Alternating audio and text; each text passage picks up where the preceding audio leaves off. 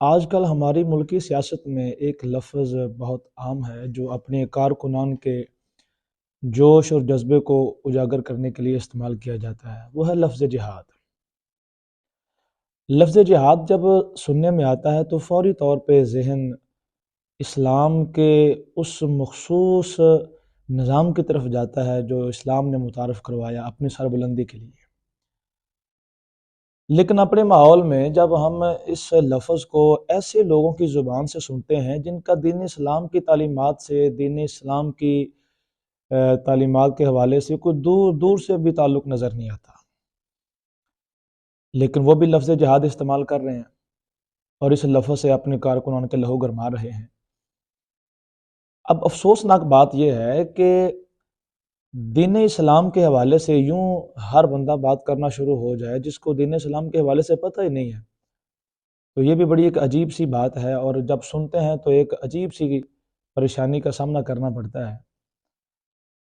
آج کل P T I کے چیئرمین جناب عمران خان صاحب ایک لانگ مارچ کی تیاری کر رہے ہیں، اور اس لانگ مارچ کو وہ جہاد کا نام دے رہے ہیں، اور اپنے مختلف بیانات میں مختلف وہ اپنے جلسوں میں یہ لفظ استعمال کر چکے ہیں۔ اب جس ماحول میں وہ لفظ جہاد کا استعمال کرتے ہیں، ان کو تو پتہ ہی نہیں ہے جہاد کا معنی کیا ہے، جہاد کی تعریف کیا ہے، اس کا سارا پس منظر کیا ہے۔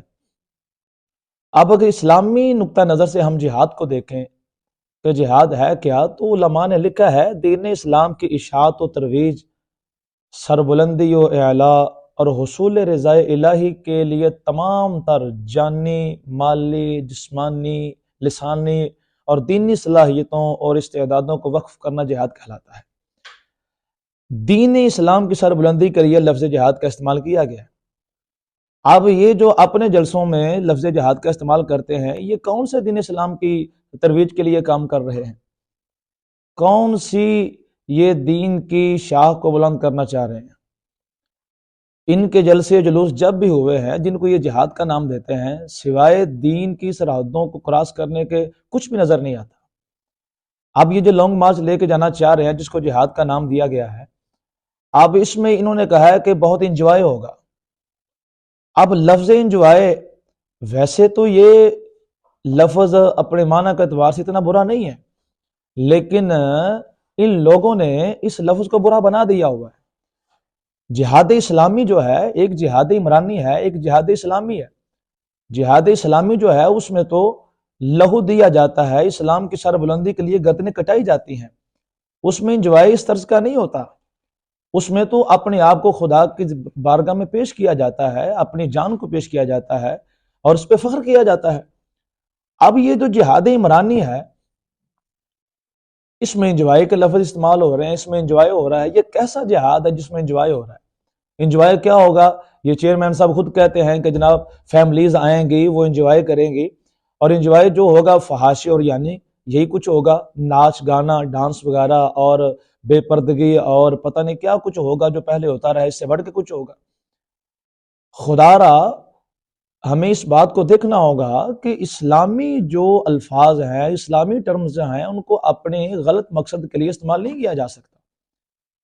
اب پڑھے لکھے نوجوان، پڑھے لکھے لوگ جو اس بات کو فالو کرتے ہیں، پڑھے لکھے لوگ جو اس بات کو سمجھتے ہیں، کم از کم ان کا حق بنتا ہے کہ اس چیز کا بائیکاٹ کیا جائے۔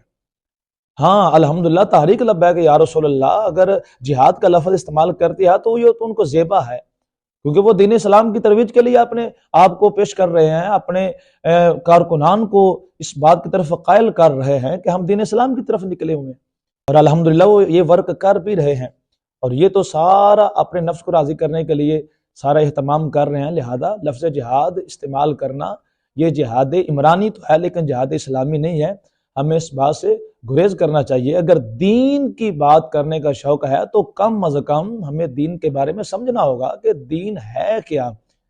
لیکن افسوس سے کہنا پڑے گا ہر شاخ پہ الو بیٹھا ہے، انجام گلستان کیا ہوگا۔ اللہ ہمیں ہدایت عطا فرمائے۔